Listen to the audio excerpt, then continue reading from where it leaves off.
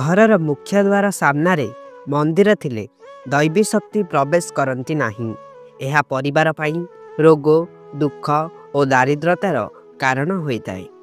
ଘର ସାମ୍ନାରେ ବଡ଼ ଗଛ ବା ଖୁମ୍ବ ଥିଲେ ପିଲାଙ୍କ ପାଇଁ ଅଶୁଭ ହୋଇଥାଏ।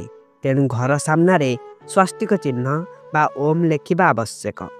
ଘରକୁ ଶୁଭତ୍ୱ ଆଣିବାକୁ ମୁଖ୍ୟ ଦ୍ୱାରରେ ମୁରୁଜ ପକାଇବା ସହ ଫୁଲରେ ସଜାଇବା ଉଚିତ। ଏହା ସହ ଛୋଟ ଘଣ୍ଟି ଲଗାଇବା ଭଲ ହୋଇଥାଏ। ଘରର ମୁଖ୍ୟ ଦ୍ୱାର ସାମ୍ନାରେ ଜୋତା ଚପଲ ରଖିବା ଦ୍ୱାରା ଅଶାନ୍ତି ସୃଷ୍ଟି ହୋଇଥାଏ। ଯେଉଁ ଘରେ କଳହ ଲାଗି ରହୁଥାଏ, ଶନିବାରରେ ଅଟା ପେଷି ବୁଟ ଚୂନା ମିଶାଇ ରୁଟି ଖାଇଲେ ତାହା ଦୂର ହୋଇଥାଏ। ଯଦି ସ୍ୱାମୀ ସ୍ତ୍ରୀ ମଧ୍ୟରେ କଳହ ଲାଗୁଥାଏ, ତେବେ ମଙ୍ଗଳବାରରେ ହନୁମାନ ମନ୍ଦିର ଯାଇ ସିନ୍ଦୁର ଓ ବସ୍ତ୍ର ଚଢ଼ାଇଲେ ତାହା ଦୂର ହୋଇଥାଏ। ଶୋଇବା ଘରେ ଭଙ୍ଗା ଆଇନା, ଜିନିଷ କିମ୍ବା ଖରାପ ହୋଇଥିବା ବିଦ୍ୟୁତ୍ ଉପକରଣ ରଖିବା ଅନୁଚିତ। ଏହାଦ୍ୱାରା ଘରେ କଳହ ଓ ଅଶାନ୍ତି ବଢ଼ିଥାଏ। ଘର ଭିତରେ ତାଜମହଲର ଚିତ୍ର ରଖିବା ଅନୁଚିତ। ଏହାଦ୍ୱାରା କଳହ ସୃଷ୍ଟି ହୁଏ। ସ୍ୱାମୀ ସ୍ତ୍ରୀ ଶୋଇବା ଘରେ ଫାଟି ଯାଇଥିବା ପର୍ସ ବା ଭାଙ୍ଗି ଯାଇଥିବା ଆଲମାରୀ ରଖିବା ଭଲ ନୁହେଁ। ଠାକୁର ଘରେ ଭାଙ୍ଗି ଯାଇଥିବା ବା ଫାଟି ଯାଇଥିବା ଫଟୋ ବା ମୂର୍ତ୍ତି ରଖିବା ଅନୁଚିତ।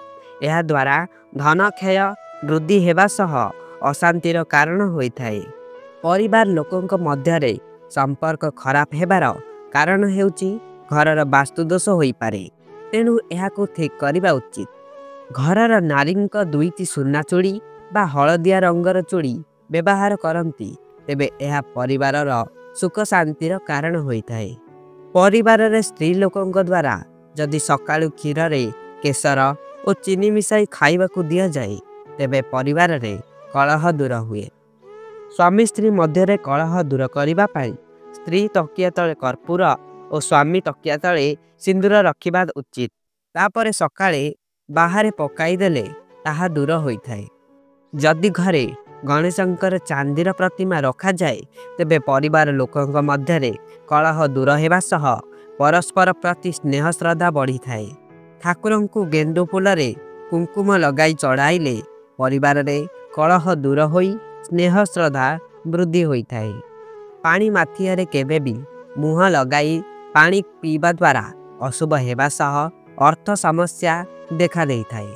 ଅନ୍ଧାର ଥିବା ସ୍ଥାନରେ ଖାଦ୍ୟ ଖାଇବା ଅଶୁଭ ହେବା ସହ ଆର୍ଥିକ ସମସ୍ୟା ଦେଖା ଦେଇଥାଏ। ଘରେ ବୁଢ଼ିଆଣୀ ଜାଲ ହେଲେ ତୁରନ୍ତ ସଫା କରିବା ଉଚିତ। ଏହା ଅଶୁଭ ହେବା ସହ ଗରିବର କାରଣ ହୋଇଥାଏ। ଘରେ ଜୋତା ଚପଲ ଓଲଟା ପକାଇବା ଅଶୁଭ ହେବା ସହ ଅର୍ଥ ଅଭାବ ଦେଖାଦିଏ। ଖାଦ୍ୟ ଖାଇବା ପୂର୍ବରୁ ଠାକୁରଙ୍କୁ ସମର୍ପଣ ନ କରି ଭୋଜନ ଖାଇବା ଅଶୁଭ ହେବା ସହ ଦାରିଦ୍ରତାର କାରଣ ହୋଇଥାଏ। ଠାକୁର ପୂଜା କରିବା ପରେ ବା ଅନ୍ୟ ସମୟରେ ମୁହଁରେ ଫୁଙ୍କି ଦୀପ ଲିଭାଇବା ଅନୁଚିତ। ସାଧୁଙ୍କ ଠାରୁ କୌଣସି ଜିନିଷ କିଣିବା ଅନୁଚିତ। ଏହା କରିବା ଦ୍ୱାରା ଧନର ଅଭାବ ଦେଖାଦିଏ। ଘରେ ରୋଷେଇ କରିବା ସମୟରେ ପିଆଜ ରସୁଣର ଚୋପା ପଡ଼ିଲେ ଅର୍ଥ ଅଭାବ ସୃଷ୍ଟି କରିଥାଏ। ଘରର ମୁଖ୍ୟ ଦ୍ୱାରର କବାଟ ପାଖରେ ବସିବା ଅନୁଚିତ ହେବା ସହ ଧନହାନି ହୋଇଥାଏ। ଭଲ ଭାବରେ ସ୍ୱଚ୍ଛ ନ ହୋଇ ଧର୍ମଗ୍ରନ୍ଥ ପଢ଼ିବା ଉଚିତ ନୁହେଁ। ଏହାଦ୍ୱାରା ଆର୍ଥିକ ସମସ୍ୟା ଦେଖାଦିଏ। ରାତିରେ ଯଦି କୌଣସି ଲୋକ ଆବଶ୍ୟକ ଜିନିଷ ମାଗେ, ମନା କରିବା ଦ୍ୱାରା ଧନ ସମସ୍ୟା ଦେଖାଦିଏ। ପିଇବା ପାଣି କେବେ ବି ଖୋଲା ରଖିବା ଉଚିତ ନୁହେଁ। କୌଣସି ଲୋକଙ୍କର କ୍ରିୟାକର୍ମ ସମୟରେ ମଶାଣିରେ ହସିବା ଅନୁଚିତ। ଏହା ଅମଙ୍ଗଳକାରୀ ହେବା ସହ ଅର୍ଥ ଅଭାବ ଦେଖାଦିଏ। ଶୋଇବା ସମୟରେ କେବେ ବି ଓଲଟା ଶୋଇବା ଅଶୁଭ ହେବା ସହ ଅର୍ଥର ଅଭାବ ଦେଖାଦିଏ। କୌଣସି ଗଛ ମୂଳରେ ପରିସ୍ରା କରିବା ଅନୁଚିତ। ଏହା ଅର୍ଥର ଅଭାବ ସମସ୍ୟା ସୃଷ୍ଟି କରିଥାଏ। ସକାଳେ ସୂର୍ଯ୍ୟ ଉଦୟ ହେବା ଯାଏଁ ଶୋଇବା ଗରିବୀର କାରଣ ହୋଇଥାଏ। କେବେ ବି ଚିରା ବା ଫାଟି ଯାଇଥିବା କପଡ଼ା ପିନ୍ଧିବା ଅନୁଚିତ। ଏହାଦ୍ୱାରା ଦାରିଦ୍ରତା ଦେଖାଦିଏ। ମହିଳାମାନେ ଠିଆ ହୋଇ କେଶ ବାନ୍ଧିବା ଅଶୁଭ ହେବା ସହ ପଇସା ଅଭାବ ଦେଖାଦିଏ। ପୋଷାକ ପିନ୍ଧିବା ସମୟରେ ଠିଆ ହୋଇ ପ୍ୟାଣ୍ଟ ପିନ୍ଧିବା ଅଶୁଭ ହୋଇଥାଏ।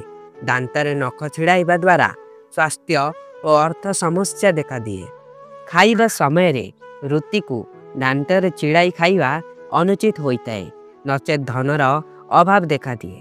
ନିଜର ରୋଜଗାର ଠାରୁ ଅଧିକ ଟଙ୍କା ଖର୍ଚ୍ଚ କରିବା ଅର୍ଥାଭାବର କାରଣ ହୋଇଥାଏ। ସକାଳୁ ଉଠିବା ପରେ ଘଣ୍ଟି ବା ଶଙ୍ଖ ଶବ୍ଦ ଶୁଣାଗଲେ ଅତ୍ୟନ୍ତ ଶୁଭପ୍ରଦ ହୋଇଥାଏ। ବନ୍ଧୁଗଣ, ଭିଡ଼ିଓକୁ ଲାଇକ୍ କରିଦିଅନ୍ତୁ ଓ ଚ୍ୟାନେଲକୁ ସବସ୍କ୍ରାଇବ୍ କରିଦିଅନ୍ତୁ।